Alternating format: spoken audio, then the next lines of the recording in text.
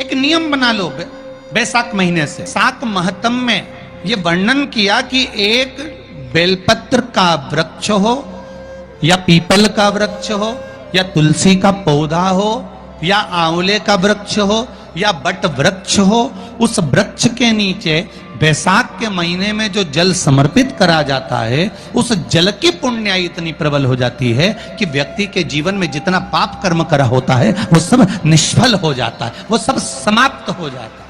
बैसाख महीने में पार्थिव शिवलिंग के निर्माण का, और उसमें एक बात कही गई कि जब संसार का मनुष्य मृत्यु लोक में रहने वाला मानव, मृत्यु लोक में रहने वाला मनुष्य मिट्टी के शिवलिंग का निर्माण करता है, पार्थिव शिवलिंग का निर्माण करता है, और जिस घर में पार्थिव शिवलिंग का निर्माण होकर उसकी पूजन होती है, घर का सदस्य उस पर अगर एक बूंद जल समर्पित कर देता है तो जितने घर के सदस्य होते हैं उस पार्थिव शिवलिंग के निर्माण करने वाले होते हैं, पूजन करने वाले होते हैं, उनको 6 महीने तक किसी बड़ी बाधाओं को झेलना नहीं पड़ता, वो दुख अपने आप बढ़ जाता है।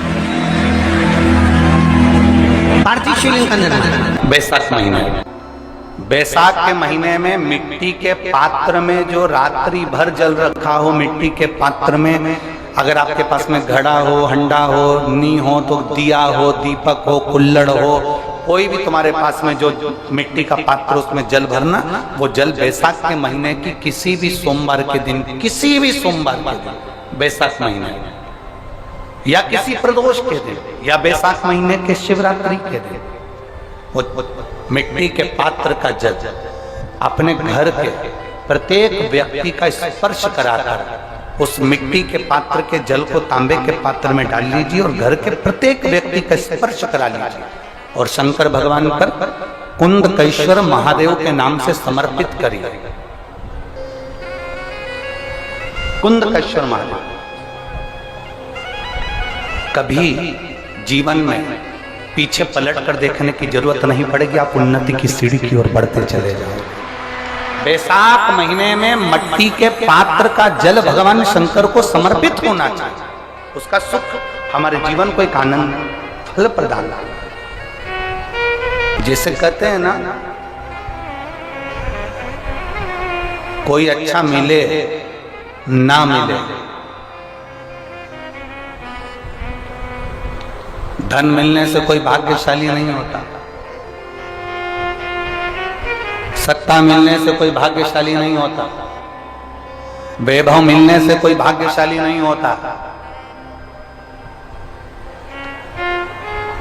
महाराज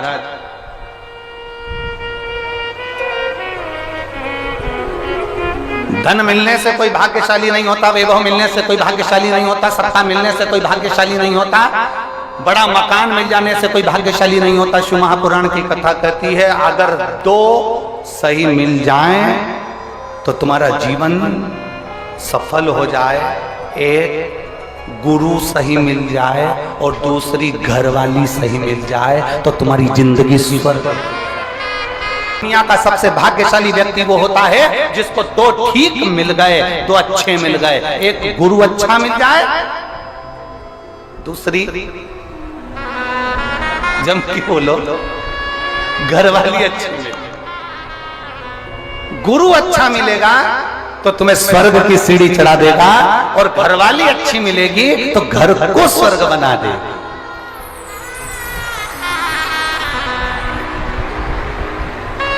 और इसमें से भी गुरु भले पीछे रह जा, पर जगदम्बा।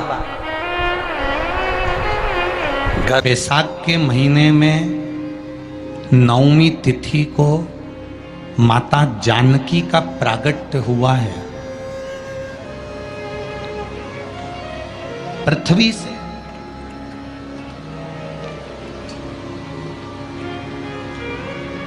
कभी एक विचार करिएगा कि नरसिंह अवतार बैसाख के महीने में हुआ, कुर्मा अवतार बैसाख के महीने में हुआ, हयग्रीव अवतार बैसाख के महीने में हुआ, परशुराम अवतार बैसाख के महीने में हुआ, माता जानकी का अवतार बैसाख के महीने में हुआ। आखिर बैसाख के महीने में, माधव महीने में इतनी महत्वता क्यों?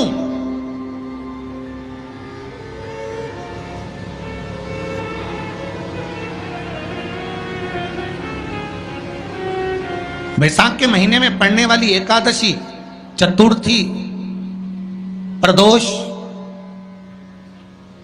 अमावस्या, पूर्णिमा, शिवरात्रि, ये सभी इतनी महत्वपूर्ण क्यों हो जाती है?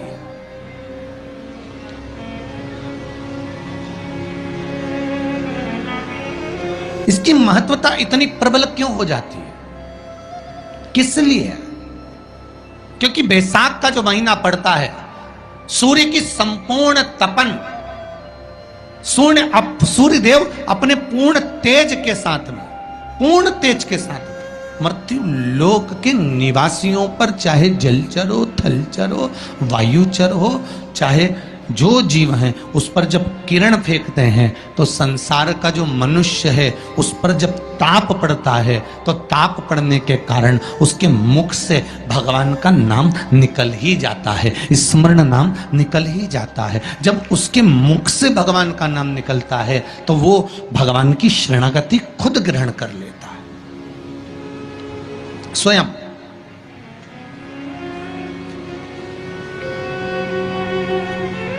शरणागति ग्रहण कर लेना।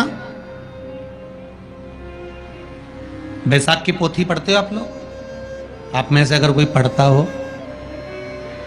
बैसाख महीने की पोथी, तो उसमें एक वर्णन आता है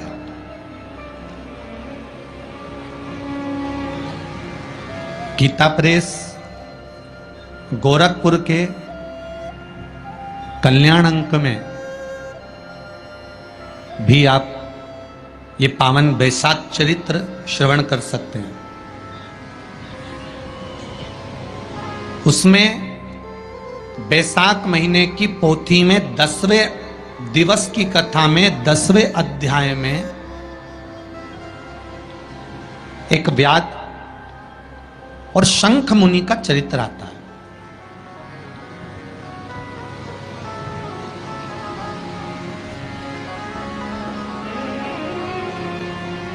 शंख मुनि एक बार निकलकर भगवान शंकर के मंदिर में जल समर्पित करने के लिए जा रहे थे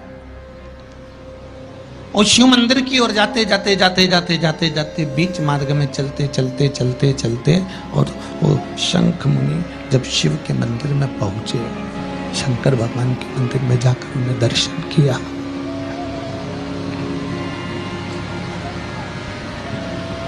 जल का पात्र उठाया और वो जल का पात्र उठाकर जब भगवान शिव को समर्पित कर रहे थे तो उसी समय जल का पात्र उठाकर जब शंकर भगवान को समर्पित करा गया और शंख मुनि निकलकर जब बाहर आ रहे थे, आते आते शंख मुनि के मन में एक भाव उत्पन्न हो गया कि जब हम भगवान शिव को कुछ वस्तु समर्पित करते हैं तो उसका फल, उसका पुण्य फल हमें कितने समय में प्राप्त होता है। ये शंख मुनि के मन में एक विचार जागृत हो गया, शंख मुनि के मन में एक भाव जागृत हो गया। एक लोटा पानी जो भगवान शंकर को समर्पित करता है, मरने के बाद तुम्हारी औलाद तुम्हारा किसी पवित्र नदी में तर्पण करे ना करे, तुम्हारा शिव को दिया हुआ जल तुम्हारे खाते में पहुंच जाता। आपने जो शंकर भगवान को एक लोटा जल दिया है, शिव जी को एक लोटा पानी चढ़ाया, शंकर भगवान को एक लोटा जल समर्पित करा है, शंकर भगवान को एक लोटा जल अगर आपने दिया है तो वो आपके खाते में पहुंचेगा जरूर, ये निश्चित है, पक्का है।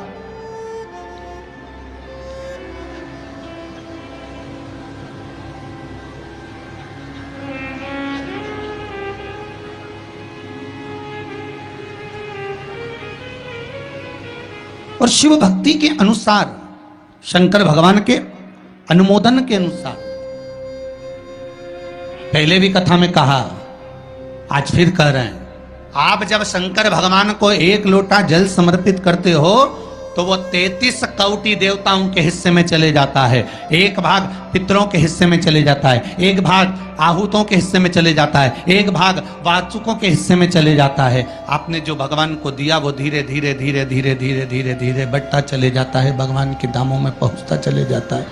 जिन जिनको आपने नहीं भी दिया, शंकर भगवान पे चढ़ा हुआ जल उन तक भी पहुंच जाता है। ये केवल आपकी निर्मल और आनंदित भक्ति के बल पर पहुंचता है,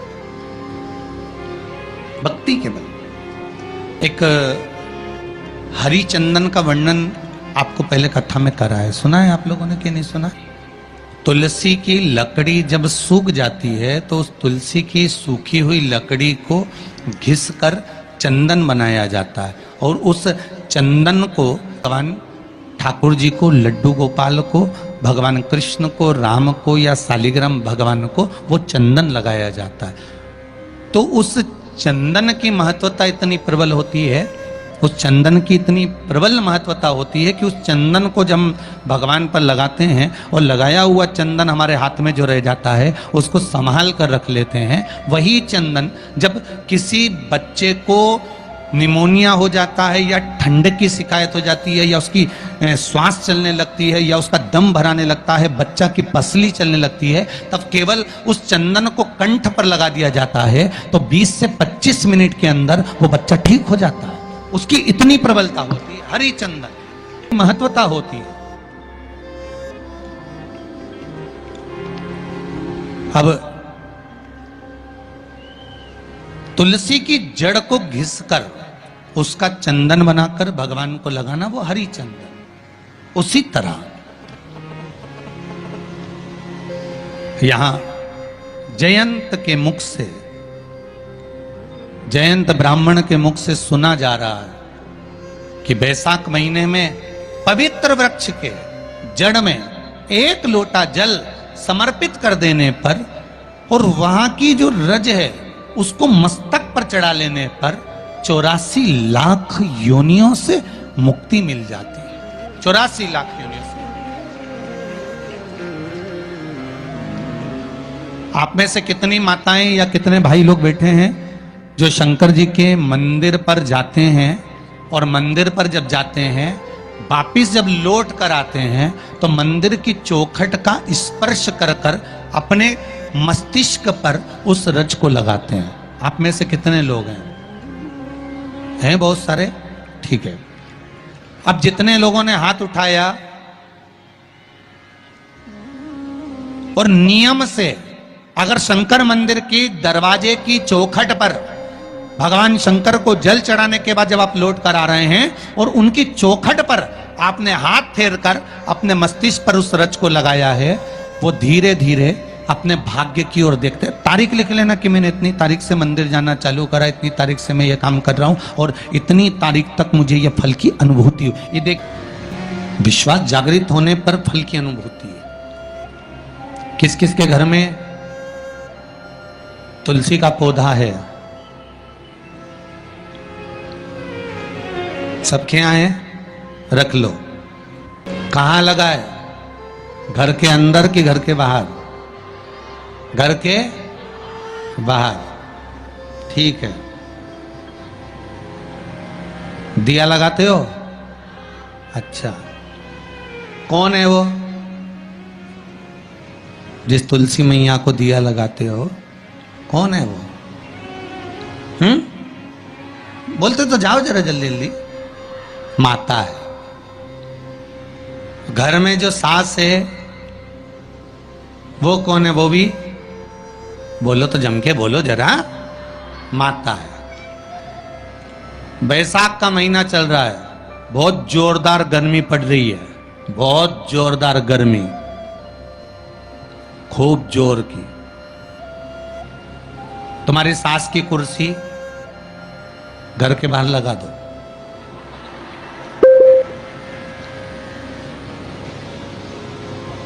कितने घंटे बैठ सकती है वो?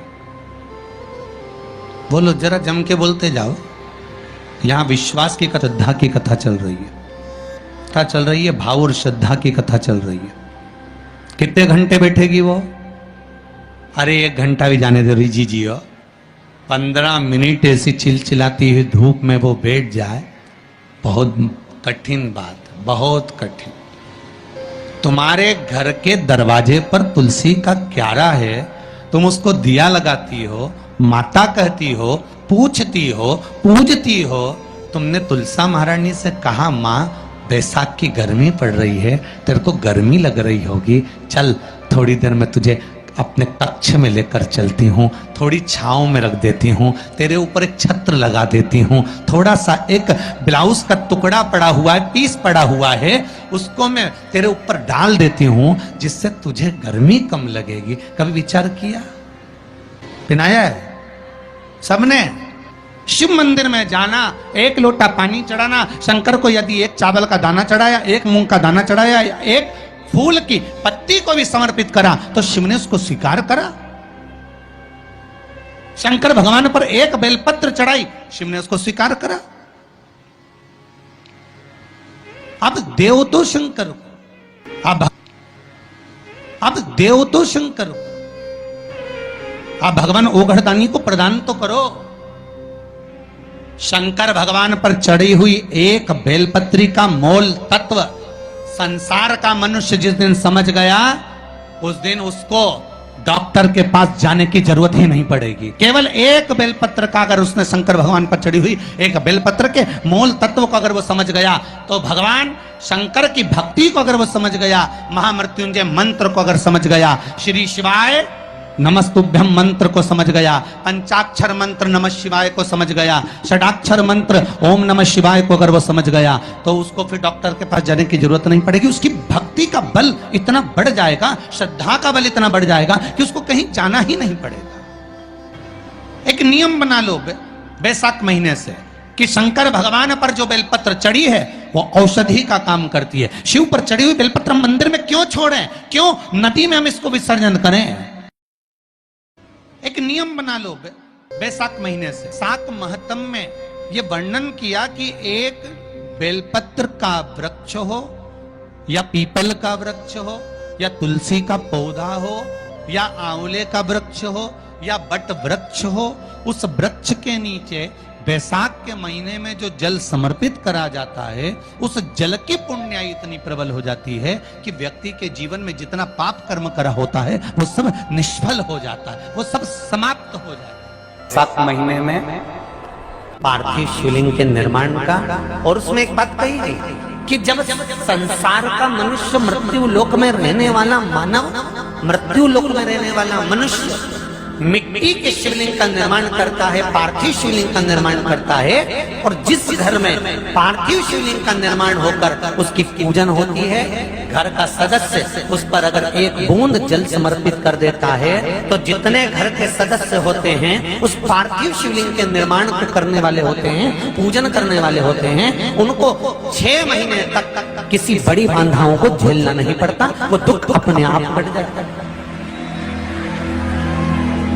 पार्थिव शिवलिंग का निर्माण बैसाख महीने, बैसाख के महीने में मिट्टी के पात्र में जो रात्रि भर जल रखा हो, मिट्टी के पात्र में अगर आपके पास में घड़ा हो, हंडा हो, नी हो, तो दिया हो, दीपक हो, कुल्लड़ हो, कोई भी तुम्हारे पास में जो मिट्टी का पात्र उसमें जल भरना, वो जल बैसाख के महीने की किसी भी सोमवार के दिन, किसी भी सोमवार के दिन, बैसाख महीने या किसी प्रदोष के दिन या बैसाख महीने के शिवरात्रि के दिन, वो मिट्टी के पात्र का जल अपने घर के प्रत्येक व्यक्ति का स्पर्श कराकर उस मिट्टी के पात्र के जल को तांबे के पात्र में डाल लीजिए और घर के प्रत्येक व्यक्ति का स्पर्श करा लीजिए और शंकर भगवान पर कुंदकेश्वर महादेव के नाम से समर्पित करिए। कुंदकेश्वर महादेव, कभी जीवन में पीछे पलट कर देखने की जरूरत नहीं पड़ेगी, आप उन्नति की सीढ़ी की ओर बढ़ते चले जाओ। बैसाख महीने में मिट्टी के पात्र का जल भगवान शंकर को समर्पित होना चाहिए, उसका सुख हमारे जीवन को एक आनंद फल प्रदान करता है। जैसे कहते हैं ना, कोई अच्छा मिले ना मिले, धन मिलने से कोई भाग्यशाली नहीं होता, सत्ता मिलने से कोई भाग्यशाली नहीं होता, वैभव मिलने से कोई भाग्यशाली नहीं होता। महाराज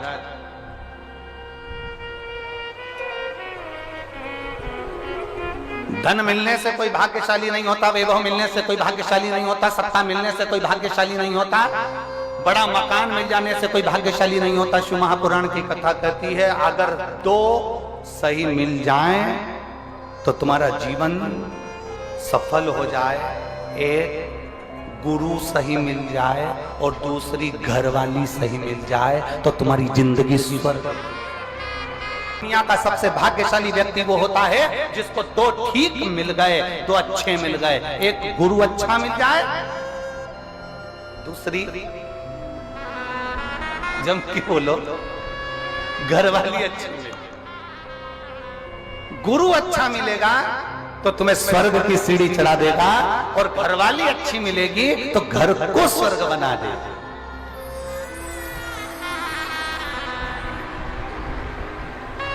और इसमें से भी गुरु भले पीछे रह जा पर जगदम्बा। बैसाख के महीने में नवमी तिथि को माता जानकी का प्रागट्य हुआ है। पृथ्वी से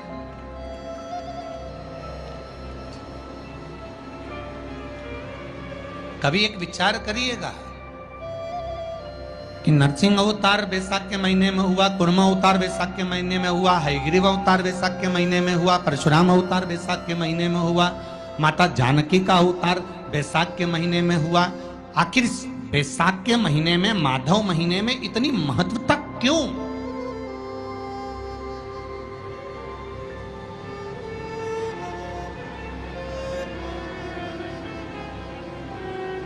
बैसाख के महीने में पड़ने वाली एकादशी, चतुर्थी, प्रदोष, अमावस्या, पूर्णिमा, शिवरात्रि, ये सभी इतनी महत्वपूर्ण क्यों हो जाती है?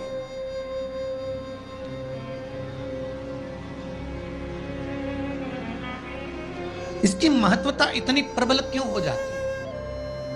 किस लिए?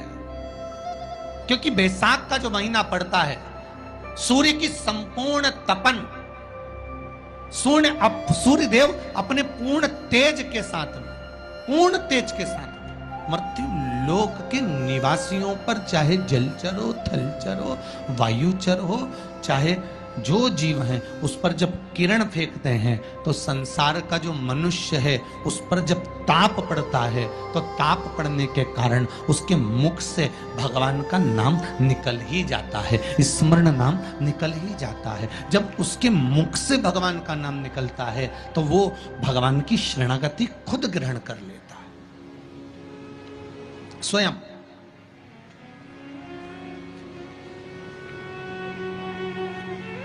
शरणागति ग्रहण कर लेना। बैसाख की पोथी पढ़ते हो आप लोग?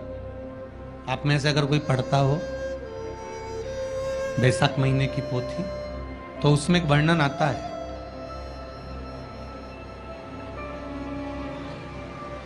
गीता प्रेस गोरखपुर के कल्याण अंक में भी आप ये पावन बैसाख चरित्र श्रवण कर सकते हैं। उसमें बैसाख महीने की पोथी में 10वें दिवस की कथा में 10वें अध्याय में एक व्याध और शंख मुनि का चरित्र आता है।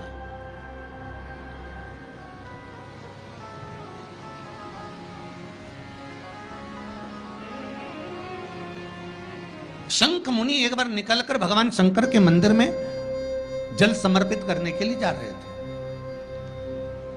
और शिव मंदिर की ओर जाते जाते जाते जाते जाते जाते बीच मार्ग में चलते चलते चलते चलते और वो शंख मुनि जब शिव के मंदिर में पहुंचे, शंकर भगवान के मंदिर में जाकर उन्हें दर्शन किया,